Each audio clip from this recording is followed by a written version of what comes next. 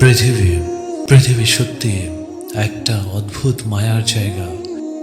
তুমি কি জানো, আমরা প্রতিদিন মরছি একটু একটু করে, কিন্তু এর মৃত্যুটা চোখে দেখা যায় না। এই মৃত্যুটা হয় আমাদের হৃদয়ের ভেতরে। এক সময় তোমার হৃদয় নরম ছিল, তাই না? কান্নায় ভিজত নামাজে দাঁড়িয়ে এক সময় তুমি রাত জেগে আল্লাহর সামনে হাত তুলতে। তুমি কান্না করতে কোনো দুঃখের জন্য নয়, বরং ক্ষমার আশায়। কিন্তু আজ তুমি কাঁদতেও পারো না, চোখ শুকনো, বুক ফাঁপা, মন ভারী। তুমি হাসো, গল্প করো, কাজ করো, কিন্তু ভিতরে মৃত এক মানুষ। তুমি কি জানো এই নীরব মৃত্যুটা কবে শুরু হয়েছিল? হ্যাঁ, এই নীরব মৃত্যুটা সেই দিন শুরু হয়েছিল যেদিন তুমি পাপকে ছোট ভাবতে শিখলে, যেদিন তুমি বলেছিলে আল্লাহ তো গাফুরুর রহিম, ক্ষমা করে দেবেন। আর ঠিক সেই দিন তোমার হৃদয়টা প্রথমবার মৃত্যুর স্বাদ পেয়েছিল। মানুষ ভাবে মৃত্যু মানে নিঃশ্বাস বন্ধ হয়ে যাওয়া। আসলে কি প্রকৃত মৃত্যু শুরু হয় যখন একজন মানুষ আল্লাহকে ভুলে যায়, যখন তার গুনাহকে সে গুনাহ মনে করে না, যখন তার নামাজ শুধু রুটিনের হয়, অনুভূতির হয় না, যখন সে মানুষের সামনে ভালো কিন্তু একা বদলে যায়। এমন মৃত্যু সত্যি ভয়ঙ্কর, কারণ এটা নীরবে হয়ে থাকে। তুমি বুঝতেই পারো না, তোমার ভেতরের আলো নিভে যাচ্ছে ধীরে ধীরে। তুমি এখনো জীবিত, কিন্তু জীবনের আসল অংশ, তোমার আত্মা, যেটা ধীরে ধীরে মরে যাচ্ছে। কখনো কি তুমি ভেবে দেখেছো কেন এখন কোনো কিছুতেই শান্তি লাগে না? চাইলেই পাই, খেলেও খুশি হই, কিন্তু কয়েক মিনিট পরে আবার বুক ভারী কেন লাগে? এটাই সেই লক্ষণ, হৃদয় মরছে তোমার, আর তুমি হয়তো এখন সেটা টেরই পাচ্ছ না। তুমি জানো হৃদয় কখনো একদিনে মরে না, এটা ধীরে ধীরে নিভে যায়। ঠিক যেমন একটা মোমবাতির শেষ আলোটা ধীরে ধীরে নিভে যায়। প্রথমে তুমি একটা ছোট্ট গুনাহ করো, তুমি ভাবো এটুকু করলে কি হবে, কিন্তু আমাদের প্রিয় নবী হযরত মুহাম্মদ সাল্লাল্লাহু আলাইহি সাল্লাম বলেছেন, যখন একজন বান্দা গুনাহ করে তখন তার হৃদয়ে একটি কালো দাগ পড়ে যায়।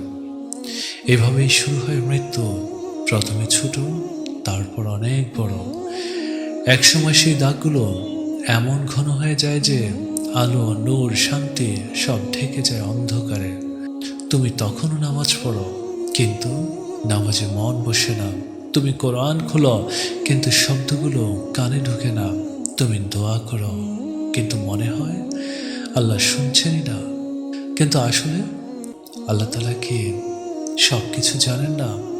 তোমার হৃদয়ে শুনছেন না, কারণ এটা এখন পর্দায় ঢাকা, পাপের ধুলোয় ভরা। তাই আগে নিজের এই পর্দা, আগে নিজের গুনাহগুলোকে একটু ভেবে দেখতে হবে। একসময় তোমার আনন্দ ছিল আল্লাহর জিকিরে, এখন সে আনন্দ খুঁজে পাও একটা ছোট্ট নোটিফিকেশনে। একসময় রাত ছিল কেঁদে তওবার সময়, এখন রাত মানে নেটফ্লিক্স অথবা বিভিন্ন ইউটিউব, ফেসবুক এইসবের মধ্যে। তুমি বলো তো আমি একা, কিন্তু আসলে তুমি আল্লাহ থেকে বিচ্ছিন্ন। একজন মানুষ একা তখনই হয় যখন তার আল্লাহর সাথে সংযোগ হারিয়ে যায়। তুমি কি লক্ষ্য করেছ পাপের পর তোমার বুক ভারী কেন লাগে, ঘুম আসে না কেন, মাথা কেন ব্যথা করে? এগুলো কেবল মানসিক না, এটা আল্লাহর বার্তা। তুমি তোমার হৃদয়কে হত্যা করছো। তুমি তোমার হৃদয়ের সাথে এক চোরাবালির খেলা খেলছো। আর সবচেয়ে ভয়ঙ্কর ব্যাপার কি জানো? তুমি ধীরে ধীরে অভ্যস্ত হয়ে যাচ্ছ সেই সব সময়ের দিকে। তুমি গুনাহ করো, কিন্তু আর অপরাধ বোধ হয় না তোমার মধ্যে। তুমি নামাজ বাদ দাও, কিন্তু মন শান্তিহারা হয় না, কারণ শান্তিটা তো বহু আগেই চলে গিয়েছে তোমার হৃদয় থেকে। এভাবেই মানুষের হৃদয়ের মৃত্যুগুলো হয়ে থাকে। চোখের আলো থাকে, কিন্তু ভেতরে পরিপূর্ণ অন্ধকার, মুখে হাসি থাকে কিন্তু ভিতরে এক ধুধু মরুভূমি।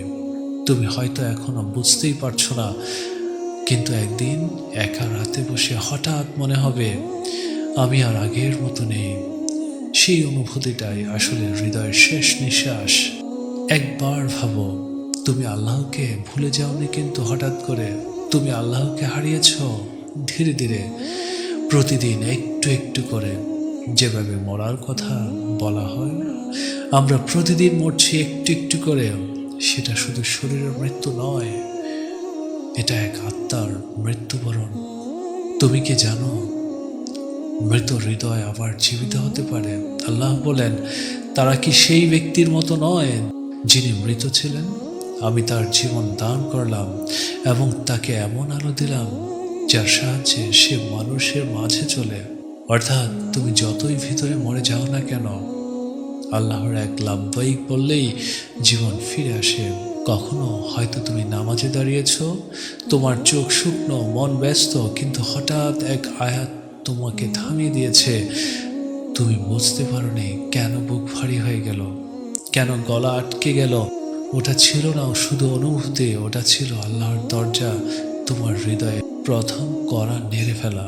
মৃত হৃদয় ঠিক এভাবেই জেগে ওঠে, ধীরে ধীরে, নিঃশব্দে, গভীরভাবে। একদিন হয়তো তুমি খুব একা ছিলে, সবাই চলে গিয়েছিল, কেউ তোমাকে বুঝেনি।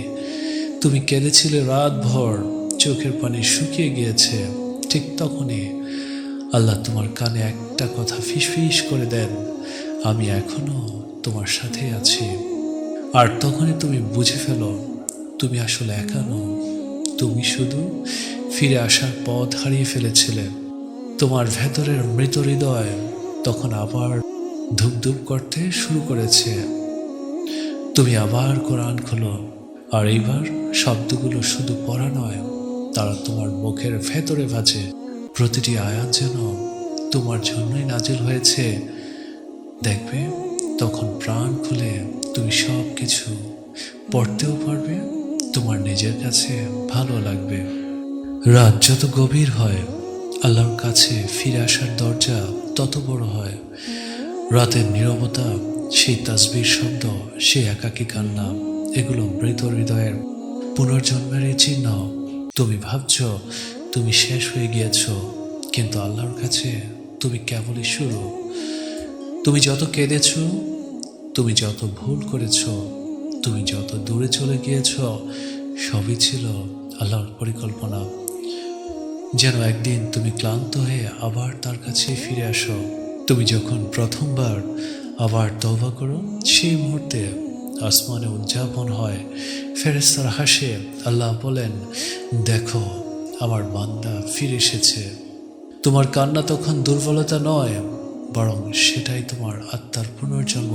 তুমি তখন আর মৃত নও, তুমি জীবিত। এমন এক জীবন যা আল্লাহ ভালোবাসায় ভরা। কেন আল্লাহ তোমাকে কষ্ট দেন? মৃত হৃদয়কে জাগিয়ে তোলার জন্যই। হ্যাঁ, সত্যি, তোমার যে মৃত হৃদয়টা আছে সেটা জাগিয়ে তোলার জন্য। তুমি হয়তো অনেকবার আল্লাহকে জিজ্ঞেস করেছ, হে আল্লাহ, কেন আমি? কেন শুধু আমার সাথে এমন হয়? তুমি ভেবেছ আল্লাহ তোমাকে হয়তো ভুলে গিয়েছে। তুমি রাত ভর কেঁদেছ, কিছুই ঠিক হয়নি। তুমি নামাজ পড়েছ, দোয়া করেছ, তবু কষ্ট কমেনি। তুমি হয়তো বলছ, আল্লাহ কি শুনছেন না? কিন্তু সত্যি বলো তো, যদি আল্লাহ চুপ থেকেও তোমাকে ভালোবেসে থাকেন, যদি সেই নীরবতা আসলে হয় ভালোবাসার ভাষা। আল্লাহ কষ্ট দেন কারণ হৃদয় ঘুমিয়ে গিয়েছিল তোমার। দেখো, মানুষের হৃদয় যখন দুনিয়াতে ভালোবাসায় ভরে যায়, তখন সেটা ধীরে ধীরে জমে যায়। তোমার হাসি কৃত্রিম হয়, তোমার নামাজ যান্ত্রিক হয়, তোমার দোয়া হয়ে যায় মুখস্থ কিছু শব্দ। তুমি আল্লাহর কথা বলো, কিন্তু আল্লাহ অনুভব হারিয়ে ফেলে। আর তখনই আল্লাহ তোমাকে একটা ধাক্কা দেন, একটা কষ্ট, একটা হারানো, একটা অপ্রত্যাশিত আঘাত।